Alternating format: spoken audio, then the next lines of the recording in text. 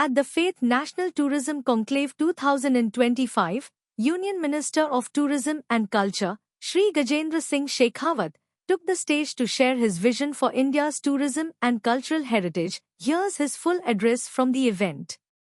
Faith एक ऐसा platform जिसके लिए मैं कह सकता हूं कि हमारे पूरा जो पर्यटन का परिवार है देश भर का,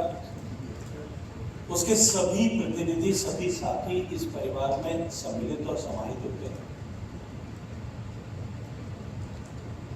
फेथ एक ऐसा प्लेटफॉर्म जहां हम अपने सेक्टर के ओवरऑल डेवलपमेंट के लिए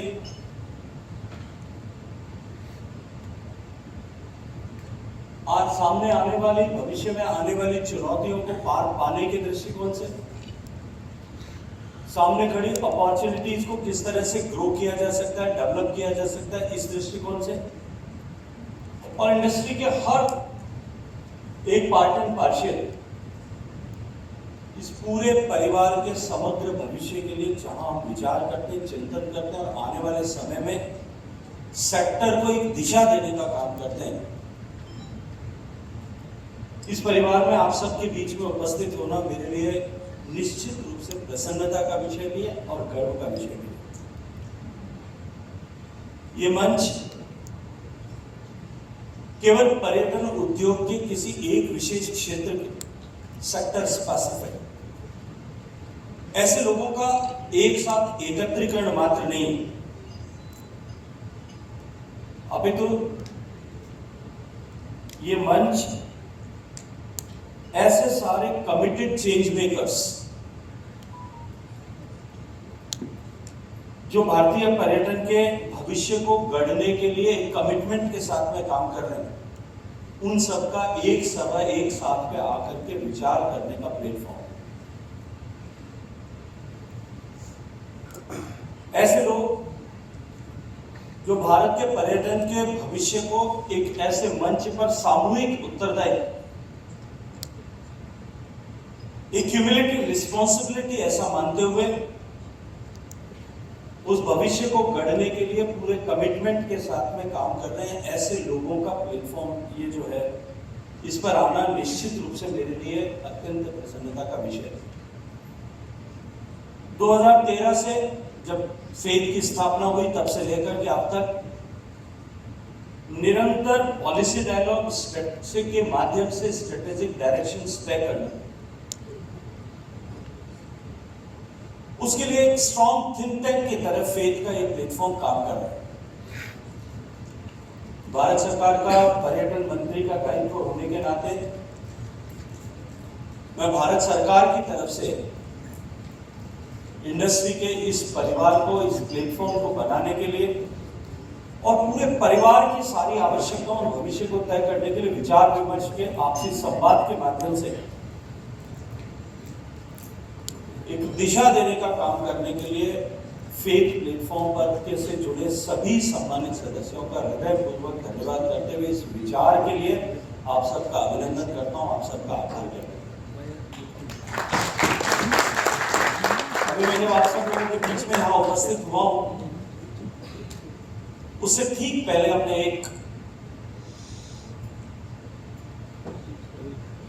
एक पुस्तिका का, एक नए कॉन्सेप्ट प्लान का विमोचन किया।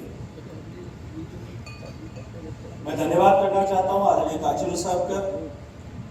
और उस पूरी टीम का जिसने मिलकर के इस विचार को आगे बढ़ाने के लिए स्वतः प्रेरणा से इस तरह का की एक योजना को अमली जामा पहनाने की एक नई दिशा तय की। पिछले वर्ष वर्ल्ड टूरिज्म डे के दिन भारत सरकार के पर्यटन मंत्रालय की पहल पर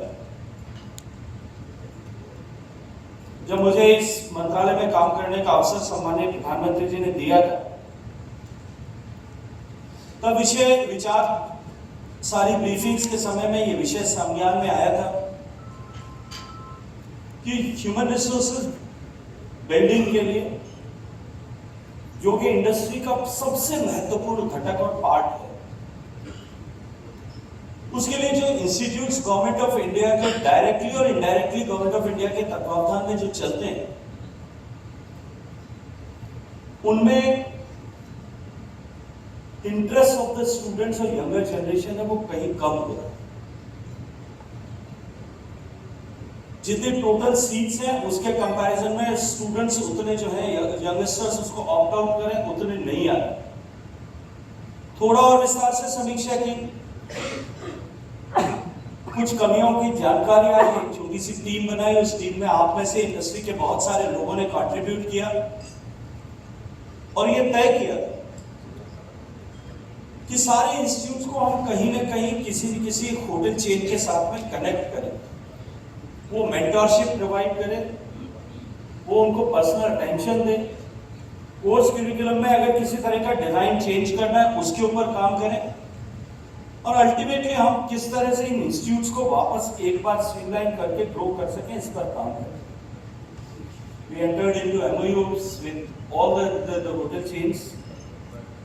उसका परिणाम धीरे धीरे उसका परिणाम आता हुआ दिखाई दे रहा है, लेकिन मुझे प्रसन्नता है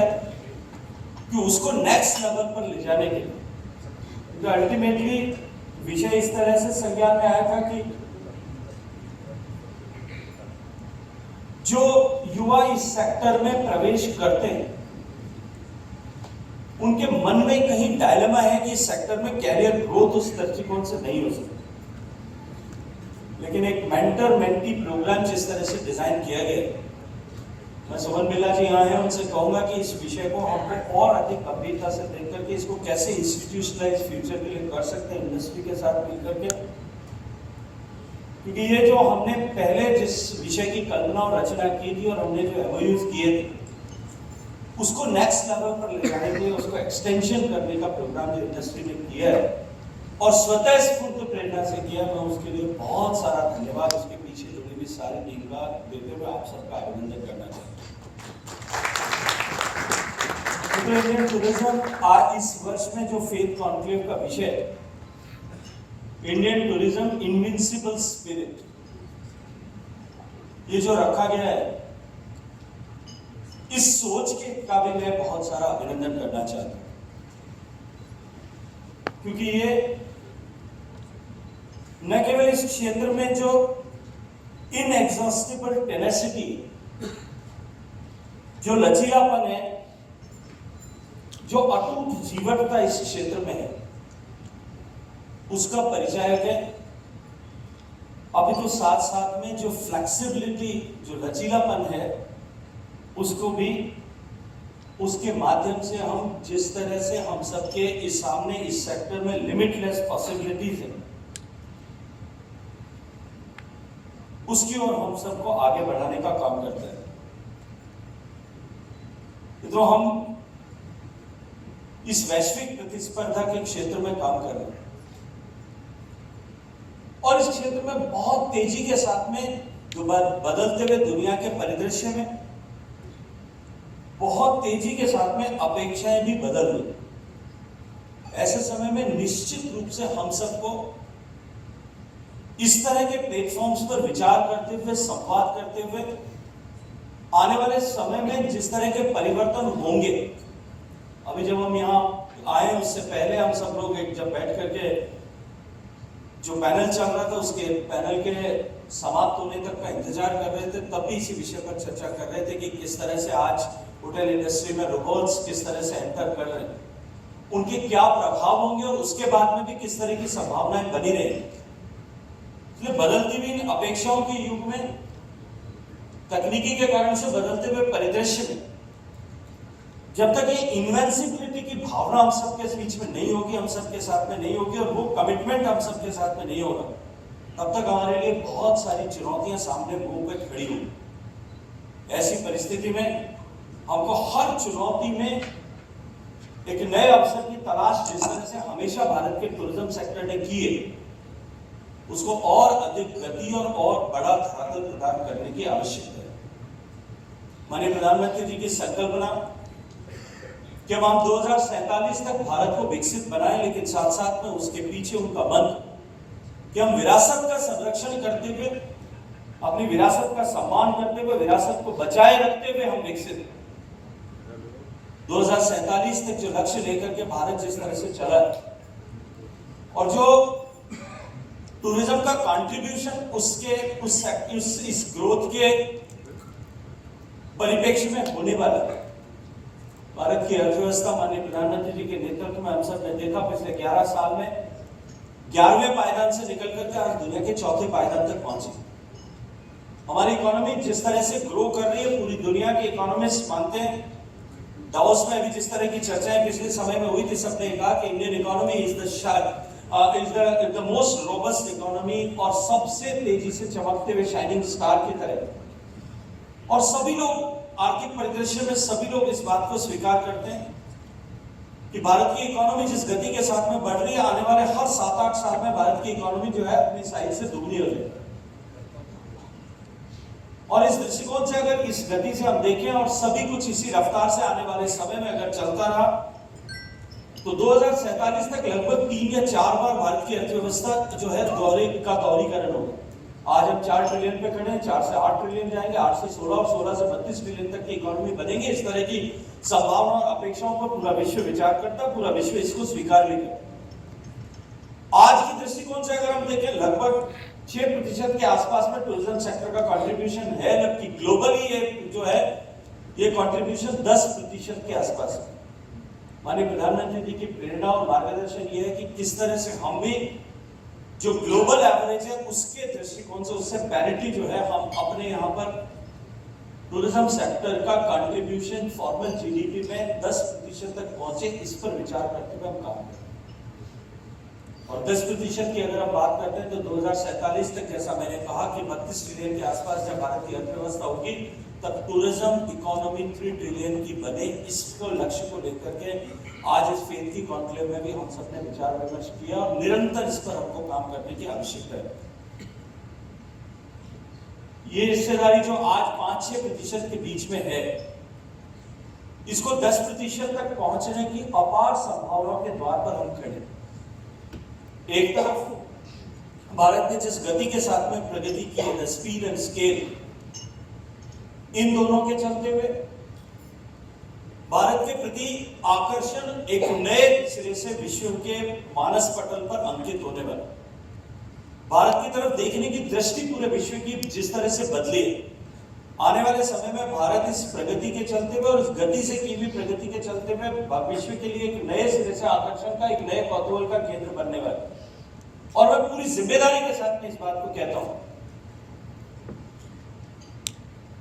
कि आने वाले समय में विश्व के लोगों के लिए भारत, जो हम कभी इनक्रेडिबल कहते थे,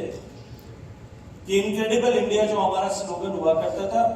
आने वाले समय में अनअवॉइडेबल या इनएविटेबल हो जाएगा। इस दृष्टिकोण से हम सबको काम करने की आवश्यकता है। लेकिन उसके साथ साथ में भारत जो दुनिया का अब लगभग तय हो गया है कि हम दुनिया की सर्वाधिक आबादी वाले देश हैं,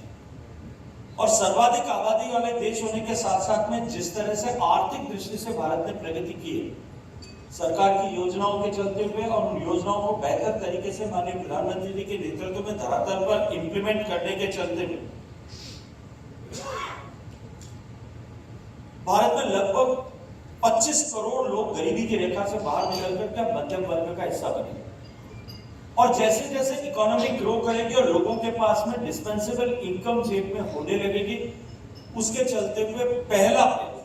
क्योंकि पूरी दुनिया में उठा करके देख लीजिए कि सबसे पुराने प्रामाणिक दृष्टिकोण से अगर लिखित दस्तावेज और ऐतिहासिक दस्तावेज कहीं मिलते हैं तो सबसे ज्यादा जो है, मुझे लगता है कि पर्यटन का कहीं पूरी दुनिया में कहीं इतिहास मिलता होगा तो सबसे पुराना पर्यटन इस भारत में होता है। चाहे वो धार्मिक कारण से होता होगा, 2500 साल पहले जो है शंकराचार्य निकल करके केरल के छोटे से कालेड़ी गांव की से निकल करके केदारनाथ तक जाकर के जो उन्होंने जिस तरह का काम किया, शायद दुनिया में इस तरह के लिखित दस्तावेज कहीं नहीं मिले। मैं तो एक बार कुछ साल पहले एक बार वहाँ केदारनाथ और हरिद्वार गया था, बद्रीनाथ, केदारनाथ और हरिद्वार यात्रा में गया था कई 10-15 साल पहले। वहां जो ये बही में लिखने वाले लोग होते हैं जो इसको नोट करते हैं कि कौन तीर्थ यात्री आए थे, हर क्षेत्र का, हर जाति का, समाज का एक तीर्थ पुरोहित वहां होता है। उस तीर्थ पुरोहित के पास में गया, आई वाज एस्टोनिश्ड, मुझे देख करके आश्चर्य हुआ कि मेरी ग्रेट ग्रेट ग्रेट ग्रैंडमदर वहां पे कोई 125 साल पहले वहां पर तीर्थ यात्रा में गई थी। और मैंने जब उन तारीखों का मिलान किया कि वो गांव के में जाकर के पूछताछ किया, और जब हरिद्वार जब वो पहुंची और ऊपर जाकर के वापस हरिद्वार पहुंचे और वापस गांव पहुंची, कोई 2.5 साल का समय उनको लगा होगा बैलगाड़ी में तीर्थ यात्रा करने में। शायद दुनिया में उस समय कोई नहीं करता होगा। तो भारत के डीएनए में इस तरह का पर्यटन, और जिस गति के साथ में हमारी इकोनॉमी ग्रो कर रही है, उसके चलते हुए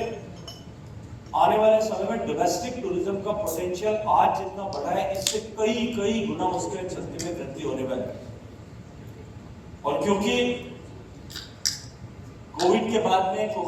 की उपजी हुई परिस्थिति में जिस तरह से वापस हमारी इंडस्ट्री ने अपने आप को संभाला है,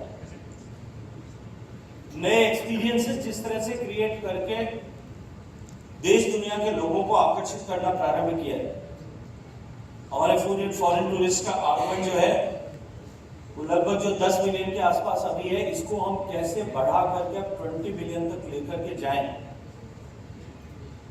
इस दृष्टिकोण से भी हमको इस प्लेटफॉर्म पर बैठ करके विचार करने की आवश्यकता है। मैं ये मानता हूं कि ये केवल सरकार का दायित्व नहीं है, और मैं इस बात के लिए बहुत सारा धन्यवाद भी करना चाहता हूं कि विभिन्न अवसरों पर जहां ग्लोबल इस तरह के और टूरिज्म सेक्टर के ग्लोबल शोज में या ग्लोबल जो प्लेटफॉर्म्स है उस पर, उन सब जगह पर जिस तरह से हमारे इंडस्ट्री के लोगों ने भी अपनी रिस्पॉन्सिबिलिटी को मानते हुए, मुझे याद आता है जब भोपाल में हम सब लोग मिले थे, तब पुनीत भाई ने वहाँ अनाउंस किया था कि ताज जो है वहाँ WTO में जिस तरह का फैसिलिटेशन करेगी, सब लोगों को एक अवसर प्रदान करेगी। मुझे लगता है कि हम इंडस्ट्री के लोग भी इसमें साथ जुटेंगे तो हम निश्चित रूप से इस गोल को अचीव करने की दिशा में, इस इंडस्ट्रियल टारगेट को अचीव करने की दिशा में, और rather I should say that it's not only an industrial target, it is a national resolution that we have to achieve this target। इसकी दिशा में हम सब लोग और बेहतर तरीके से काम कर पाएंगे। माननीय प्रधानमंत्री नरेंद्र मोदी जी ने स्वतंत्रता की शताब्दी तक हमारा भारत केवल आर्थिक दृष्टि से विकसित भारत न बने, अपितु दुनिया के टॉप 5 टूरिस्ट स्पॉट्स के में एंटर हो, इसके लिए हम सबको मार्गदर्शन दिए। और मैंने अपनी टीम से भी इस बारे में विस्तार से अनेक बार चर्चा की, हम सब लोग मिलकर के इस पे काम कर रहे हैं, और मैं चाहूंगा कि इसमें प्लेटफॉर्म्स और इंडस्ट्री परिवार, टूरिज्म सेक्टर परिवार के सभी लोग इसमें साथ जुड़े, हम सब लोग संवाद करके इस बात के इसका मार्ग तय करें कि आज जो हमारी रैंकिंग जो है वर्ल्ड टूरिज्म में, हमारी रैंकिंग जो 35वें पायदान तक कहीं हम खड़े हैं, हमने उसकी विस्तार से समीक्षा की, हम राज्यों के साथ में भी उससे बात कर रहे हैं, उसमें क्योंकि उस पायदान के जो पैरामीटर्स हैं उसको डिसाइड कर देंगे। उन पैरामीटर्स में डायरेक्टली टूरिज्म मिनिस्ट्री और हमारे इंडस्ट्री से जुड़े हुए केवल जो है टोटल पैरामीटर्स का 30% भी नहीं, बाकी अदर सेक्टर्स, लाइन मिनिस्ट्रीज, दूसरे विषयों से जुड़े हुए, हम उनको कैसे सबको अलाइन करें, हमने उस पर एक कार्य योजना बनाई है कि अगले 1 साल में हम सब राज्यों के साथ में और डिफरेंट इंडस्ट्रीज और लाइन मिनिस्ट्रीज के साथ में मिलकर के हम कैसे whole of the government approach के साथ में काम करते हुए भारत को पर्यटन की इस टूरिज्म WTTD में के इंडेक्स में 35वें पायदान से उठा करके फर्स्ट 10 में लेकर के आने के लिए काम करें, और इसको हमने एक मिशन मोड में काम करके आने वाले 5 साल में इसको सफलता प्राप्त करें, इस दृष्टिकोण से हमने काम करना प्रारंभ किया। और मुझे इसमें आप सबके सहयोग की, आप सबके साथ की आवश्यकता है, क्योंकि केवल बुनियादी ढांचे के विस्तार से, केवल इंफ्रास्ट्रक्चर के ग्रोथ से, जिस पर माननीय प्रधानमंत्री जी का पिछले 10 साल तक फोकस रहा, हमने रोड सेक्टर पे काम किया, 1.5 लाख किलोमीटर के हाईवेज बनाए, एयरपोर्ट्स की संख्या को जो है 70 से बढ़ा करके 150 तक पहुंचाया, आने वाले समय में 50 नए एयरपोर्ट्स और हिंदुस्तान में होंगे। जिस तरह से एविएशन सेक्टर हिंदुस्तान में ग्रो कर रहा है, अभी 3 ही दिन पहले समाचार आए थे कि पूरी दुनिया में भारत जो है अब 5वें पायदान पर एविएशन के दृष्टिकोण से पहुंच गया। और मैं तो देखता हूं, जब न्यूज़पेपर्स में पढ़ता हूं, इस तरह की रिपोर्ट्स पढ़ता हूं कि हिंदुस्तान के एविएशन सेक्टर ने जिस तरह से एयरक्राफ्ट की बुकिंग कराई है, मुझे लगता है कि सारे एयरक्राफ्ट डिलीवर हो जाएंगे तो जिस तरह से दिल्ली या बेंगलोर में ट्रैफिक जैम होता है, उतना ऊपर भी अब थोड़ी देर में ट्रैफिक जैम होने लगेगा। लेकिन जिस गति के साथ में ग्रोथ कर रहे हैं और जिस तरह के ग्रोथ प्रोस्पेक्ट्स दिखाई देते हैं, मैं मानता हूं कि ये जो 500 नए हवाई मार्ग बने हैं और उसके कारण से, इस इंफ्रास्ट्रक्चर के कारण से जो ग्रोथ हमको मिले, लेकिन केवल इंफ्रास्ट्रक्चर की ग्रोथ हमको जो है, जो लक्ष्य हमने तय किए उन लक्ष्य को प्राप्त नहीं करा सकते। अल्टीमेटली हम सबको साथ मिलकर के और इस हॉलिस्टिकली विचार करते हुए कैसे हम इंडस्ट्री को ग्रो करें, इस पर काम करने की आवश्यकता है। और ऐसे विषयों के ऊपर विचार करने, मंथन करने, ऐसे सारे अनुभवी लोगों को एक साथ एकत्रित कर, ऐसे सारे लोगों के अनुभव के आधार पर जो है अर्जित ज्ञान को हम पूरे गहराई के साथ में समीक्षा करके सरकार के लिए भी आप सबके द्वारा किया गया वो मंथन और उस मंथन से निकला गया अमृत, वो सरकार के लिए भी एक मार्गदर्शक के रूप में काम करे, इस तरह की अपेक्षा में फेथ कॉन्क्लेव में आप सबके डेलिब्रेशन से जो निकलेगा उससे करता हूँ। मुझे लगता है बहुत विस्तार से आंकड़ों पर, आने वाले समय की परिस्थितियों पर विचार बातचीत करने की आवश्यकता नहीं है, क्योंकि हम सब इंडस्ट्री से जुड़े हुए लोग। लेकिन हमारी इंडस्ट्री जिस तरह से मल्टीपल पिलर्स में खड़ी है, एक तरफ इंफ्रास्ट्रक्चर है, दूसरी तरफ बेसिक कम्युनिटीज हैं, तीसरी तरफ हमारे जो है नई होटल की इन्वेंट्रीज और रूम्स जिस तरह से बढ़ रहे हैं उसका, चौथा हमको नए एक्सपीरियंसेस जिस तरह से क्रिएट करने की आवश्यकता है उन पर काम करने की आवश्यकता, और पांचवा हमारा ह्यूमन रिसोर्स जो है इंडस्ट्री का, उसको किस तरह से हम ग्रो और डेवलप करें, इन सब विषयों पर एक साथ विचार करें तो निश्चित रूप से हम आने वाले समय में भारत को जो लक्ष्य माननीय प्रधानमंत्री जी ने तय किया उस मुकाम तक ले जा पाएंगे। इंडस्ट्री की बहुत लंबे समय से डिमांड थी कि हमको इंफ्रास्ट्रक्चर स्टेटस मिले। मैं जब पहली बार आप सब लोगों के साथ में बैठा था तभी ये बात हुई थी और मुझे प्रसन्नता है कि हम वो कर पाए। माननीय प्रधानमंत्री जी ने उसको स्वीकृति प्रदान की, आइकॉनिक डेस्टिनेशंस के लिए भी, और ऐसे डेस्टिनेशंस जिनकी पॉपुलेशन 1 मिलियन से कम है उन दोनों के लिए हम ये इंफ्रास्ट्रक्चर स्टेटस दे पाए। और मुझे लगता है कि उसके होने के चलते हुए आने वाले समय में इंडस्ट्री में जो इन्वेस्टमेंट अपेक्षित है वो और अधिक बढ़ेगा, नंबर ऑफ कीज बढ़ेंगी, नंबर ऑफ जो है होटल्स बढ़ेंगे और क्वालिटी ऑफ होटल्स भी कंपैरेटिवली इंप्रूव होगी।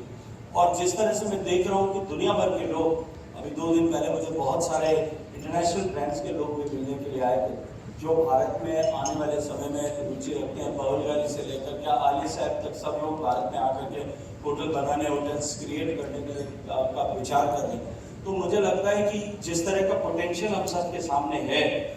लेकिन इसको रियलाइज करने के लिए हम सबको और अधिक काम करने की आवश्यकता है, क्योंकि ये सेक्टर केवल इकोनॉमिक सेक्टर नहीं, क्योंकि ये सेक्टर केवल और इस सेक्टर का इम्पैक्ट केवल इकोनॉमी और इकोनॉमी में कंट्रीब्यूशन तक सीमित नहीं। ये सेक्टर संस्कृतियों को जोड़ने वाला सेक्टर, ये सेक्टर नए रोजगार के सृजन करने के दृष्टिकोण से इंपॉर्टेंट सेक्टर है, और इसके चलते हुए ये sector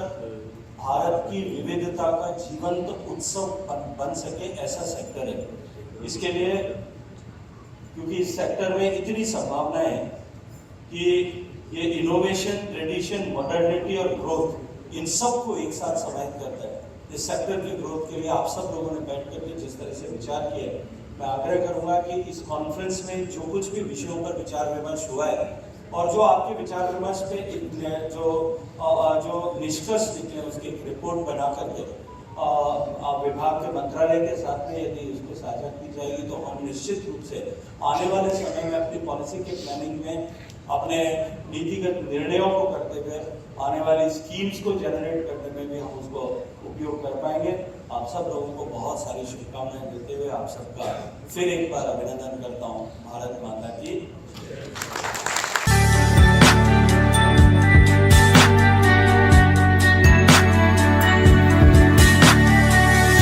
You are watching Travel World Online.